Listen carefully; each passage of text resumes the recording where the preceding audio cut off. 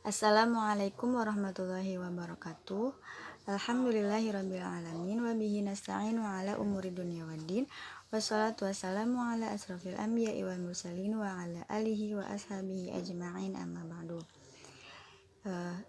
Yang pertama, kami ucapkan terima kasih kepada Ibu Umi Hani MPD selaku dosen pengampu mata kuliah manajemen pendidikan yang telah membimbing dan juga selalu mengarahkan kami dan memberikan ilmu yang seluas-luasnya tentang manajemen pendidikan. Baik, langsung saja. Perkenalkan, kami dari kelompok 10 yang beranggotakan Nazla Hidayati, kemudian Andika, dan Siti Zulaiha akan memaparkan materi tentang supervisi pendidikan. Baik, langsung saja saya sebagai pemateri pertama akan menjelaskan tentang pengertian supervisi pendidikan. Supervisi pendidikan berasal dari dua kata, yakni super dan vision. Super berarti di atas dan vision berarti melihat, pemeriksaan, pengawasan, dan juga pendidikan.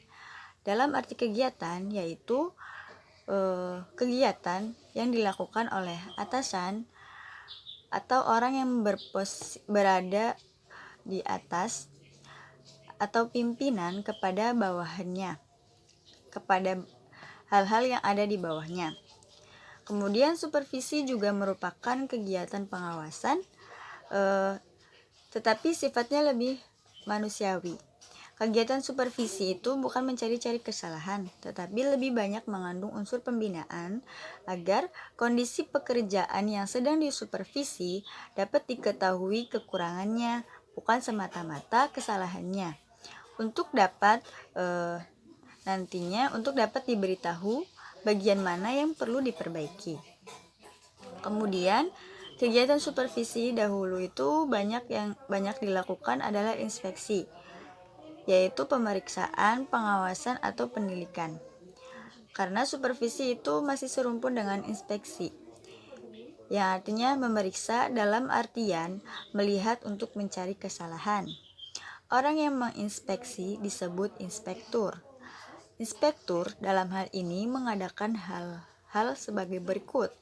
Yang pertama yaitu controlling, yaitu memeriksa apakah semuanya dijalankan sebagaimana mestinya. Kemudian correcting, yaitu memeriksa apakah semuanya sesuai dengan apa yang telah ditetapkan atau digariskan. Kemudian yang selanjutnya judging, yaitu menghadiri dalam arti memberikan penilaian atau keputusan sepihak. Kemudian directing, yaitu pengarahan dan menentukan ketetapan atau garis yang berlaku. Kemudian demonstration, yaitu memperlihatkan bagaimana mengajar yang baik. Kemudian ada pengertian supervisi menurut beberapa ahli. Yang pertama ada Willem Manja, mengatakan bahwa supervisi diartikan sebagai kegiatan supervisor atau yang mempunyai jabatan resmi yang dilakukan untuk perbaikan proses belajar mengajar. Ada dua tujuan yang harus diwujudkan oleh supervisi, yaitu yang pertama perbaikan guru dan murid serta peningkatan mutu pendidikan. Willem Manja memandang supervisi sebagai kegiatan untuk perbaikan guru dan murid serta peningkatan mutu pendidikan. Kemudian yang tokoh selanjutnya adalah Kimball Wills, mengatakan bahwa konsep supervisi modern dirumuskan sebagai berikut, yakni beranggapan bahwa faktor manusia yang memiliki kecakapan atau skill sangat penting untuk menciptakan suasana belajar mengajar yang lebih baik. Kemudian menurut Mulyasa, supervisi itu sesungguhnya dapat dilaksanakan oleh kepala sekolah yang berperan sebagai supervisor. Tetapi dalam sistem organisasi modern, diperlakukan supervisor khusus yang lebih independen dan dapat meningkatkan objektivitas dalam pembinaan dan pelaksanaan tugas. Kemudian ada menurut Ross L. mendefinisikan supervisi adalah pelayanan kepada guru-guru yang bertujuan untuk menghasilkan perbaikan pengajaran, kemudian pembelajaran, dan kurikulum. Kemudian menurut Purwanto, supervisi yaitu suatu aktivitas pembinaan yang direncanakan untuk membantu para guru dan pegawai sekolah dalam melakukan pekerjaan secara efektif. Selanjutnya yaitu pengertian supervisi pendidikan menurut dapat disimpulkan bahwa pengertian supervisi pendidikan itu pada umumnya mengacu kepada usaha perbaikan situasi belajar dan mengajar. Supervisi pendidikan merupakan pembinaan yang berupa bimbingan atau tuntunan ke arah perbaikan situasi pendidikan pada umumnya dan peningkatan mutu mengajar dan belajar pada khususnya. Adapun pengertian supervisi pendidikan menurut para ahli, yang pertama ada menurut Burton dan Blutchner. Supervisi pendidikan yaitu suatu teknik pelayanan yang tujuan utamanya mempelajari dan memperbaiki secara bersama-sama faktor-faktor yang mempengaruhi pertumbuhan dan perkembangan anak. Kemudian ada menurut Neagley. Supervisi pendidikan adalah yaitu pelayanan kepada guru-guru yang bertujuan untuk menghasilkan perbaikan-perbaikan instruksional, layanan belajar dan pengembangan kurikulum. Kemudian selanjutnya ada menurut N.A. Amatembun yang mengemukakan supervisi pendidikan itu merupakan pembinaan ke arah situasi pendidikan. Perbaikan ini difokuskan pada kinerja pembelajaran sehingga guru secara profesional memberikan bantuan dan layanan belajar. Selanjutnya yaitu ada menurut Oteng Sutisna, menjelaskan bahwa supervisi pendidikan adalah ide-ide pokok dalam menggalakkan pertumbuhan profesional guru, mengembangkan kepemimpinan demokratis, melepaskan energi, memecahkan masalah-masalah belajar, mengajar dengan efektif. Sekian dari saya, kurang lebihnya mohon maaf. Wabillahi taufiq wal hidayah. Wassalamualaikum warahmatullahi wabarakatuh. Saya, pemateri kedua, akan menjelaskan tentang fungsi dan tujuan supervisi pendidikan. Supervisi berfungsi sebagai membantu, memberi support, dan mengajak mengikutsertakan. Dilihat dari fungsinya, tampak dengan jelas peranan supervisi yaitu pada kinerja supervisor yang menjalankan tugasnya. Seringkali orang sulit dalam membedakan antara fungsi dan tujuan. Sebenarnya, fungsi bertalian erat dengan badan atau organisasi secara keseluruhannya, sedangkan tujuan bertalian dengan kegunaan fungsi itu sendiri. Begitu juga dengan seorang supervisor dalam merealisasikan program supervisinya memiliki sejumlah tugas dan tanggung jawab yang harus dijalankan secara sistematis. Secara umum, fungsi dari supervisi pendidikan adalah yang pertama penelitian. Proses dari penelitian ini meliputi beberapa tahapan. Yang pertama adalah perumusan masalah yang akan diteliti. Yang kedua adalah pengumpulan data. Dan yang terakhir adalah pengolahan data dan konstruksi hasil penelitian. Yang kedua ada penilaian. Fungsi supervisi dalam hal ini adalah mengevaluasi aspek-aspek positif dan negatif guna menemukan hambatan-hambatan dan mengembangkan kemajuan yang telah ada. Yang ketiga yaitu ada perbaikan. Supervisi dalam hal ini mengawasi keadaan umum dan situasi dalam pendidikan. Jika belum baik atau belum memuaskan, maka akan segera diperbaikinya. Dan yang keempat yaitu ada peningkatan. Peningkatan di sini supervisor meningkatkan segala sesuatu yang telah baik dan mengembangkan agar lebih maju lagi. Jadi, fungsi utama dari supervisi pendidikan yaitu ditujukan pada perbaikan dan peningkatan kualitas pengajaran.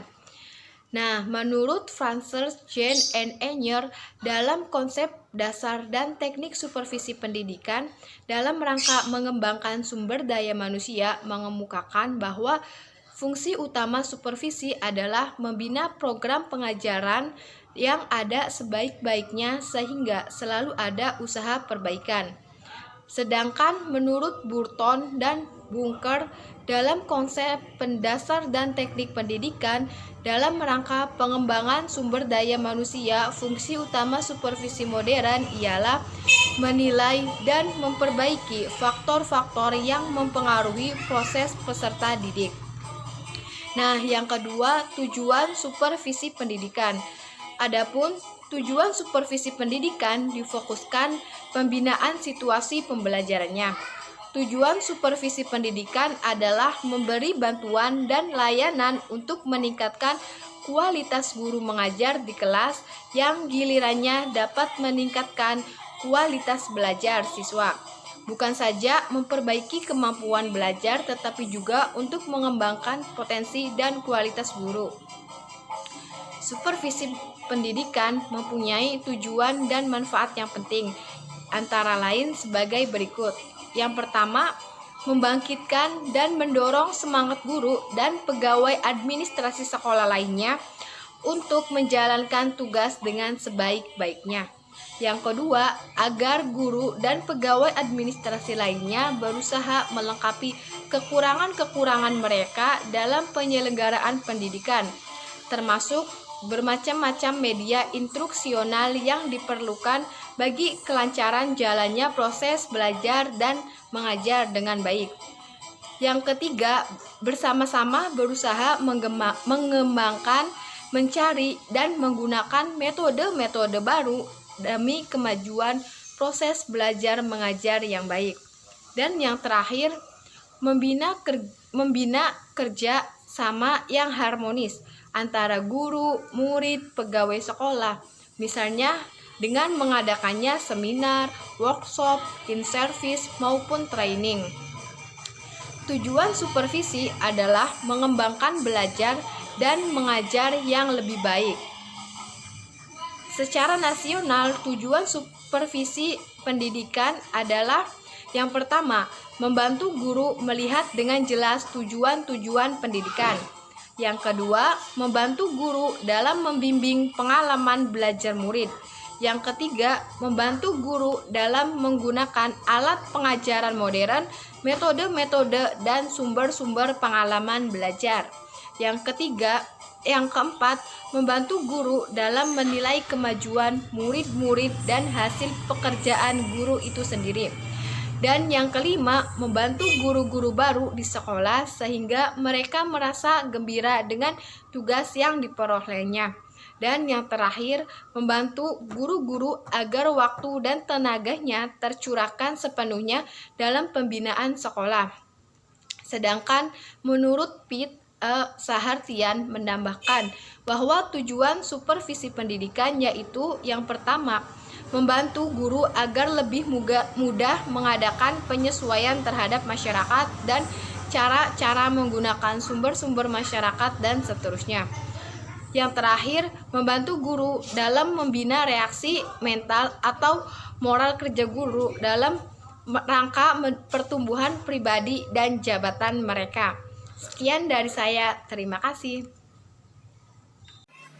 Oke, baik. Langsung saja, saya Andika, pemateri ketiga akan menjelaskan tentang teknik-teknik supervisi pendidikan.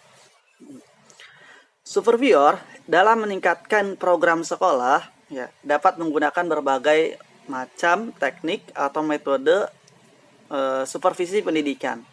Pada hakikatnya, terdapat banyak teknik dalam menyelenggarakan supervisi pendidikan. Dari sejumlah teknik yang dapat diterapkan dalam pembelajaran, ditinjau dari banyaknya guru, dapat dikelompokkan menjadi ke dalam dua bagian besar, yaitu teknik individual dan teknik kelompok. Baik, saya akan menjelaskan dua teknik tadi. Yang pertama adalah teknik individual. teknik individual ya, ialah bantuan yang dilakukan secara sendiri oleh petugas, supervise, baik terjadi dalam kelas ataupun di luar kelas. Dalam hal ini, di supervisi mungkin juga persorangan, tapi mungkin juga bukan hanya seorang. Maksudnya adalah memberikan bantuan persorangan atau individu. Oke. Beberapa kegiatan yang dapat dilakukan dalam teknik ini, ya. Yang pertama adalah kunjungan kelas. Oke. Kunjungan kelas biasa dilakukan oleh kepala sekolah, pengawas ataupun pembina lainnya dengan cara masuk atau mengunjungi kelas-kelas tertentu yang bersangkutan. Oke. Kemudian yang kedua adalah observasi. Observasi kelas atau classroom observation. Observasi kelas adalah kunjungan yang dilakukan supervisor ke sebuah kelas dengan maksud untuk mencermati situasi atau peristiwa yang sedang berlangsung di kelas yang bersangkutan. Kemudian yang ketiga adalah individual interview atau wawancara persorangan. Dilakukan apabila supervisor berpendapat bahwa dia menghendaki adanya jawaban dari individu tertentu.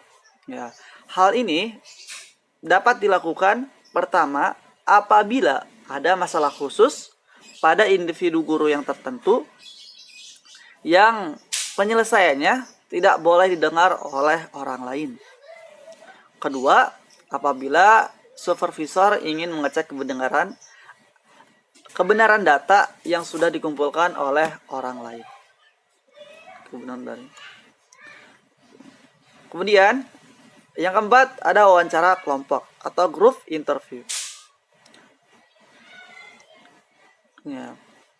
Teknik wawancara ini biasa dikenal dengan round table atau meja bundar. Dikatakan demikian karena round table menghendaki adanya persyaratan yang harus dipenuhi, yaitu situasi dan peraturan duduk dalam diskusi hendaknya memang dalam posisi lingkaran yang bundar. Nah, itu teknik yang pertama, teknik individual. Kemudian yang kedua adalah teknik kelompok. Teknik kelompok adalah teknik yang digunakan bersama-sama oleh supervisor dengan sejumlah guru dalam suatu kelompok. Oke, beberapa orang yang diduga memiliki masalah dikelompokkan secara bersama, kemudian diberi pelayanan supervise sesuai dengan permasalahan yang mereka hadapi. Banyak bentuk-bentuk dalam teknik yang bersifat kelompok ini. Namun diantaranya yang lebih umum, yang pertama ialah pertemuan orientasi sekolah bagi guru baru. Kayak ini pertemuan yang bertujuan khusus mengantar guru-guru yang memasuki suasana kerja yang baru. Beberapa hal yang disajikan adalah sistem kerja sekolah tersebut atau proses dan mekanisme administrasi organisasi sekolah. Kemudian yang kedua adalah rapat guru. Rapat ini diadakan untuk membahas masalah-masalah yang terjadi pada saat proses pembelajaran atau proses belajar mengajar berlangsung. Kemudian yang ketiga ada lokarya atau workshop. Workshop pendidikan adalah suatu kegiatan belajar kelompok yang terdiri dari petugas-petugas pendidikan yang memecahkan problematika yang dihadapi melalui percakapan dan bekerja secara kelompok maupun bersifat perseorangan. Yang keempat ada diskusi panel. Diskusi panel merupakan suatu bentuk diskusi yang dipresentasikan di hadapan sejumlah partisipan atau pendengar untuk memecahkan suatu problematika, dan para panelis terdiri dari orang-orang yang dianggap ahli dalam lapangan yang diskusikan.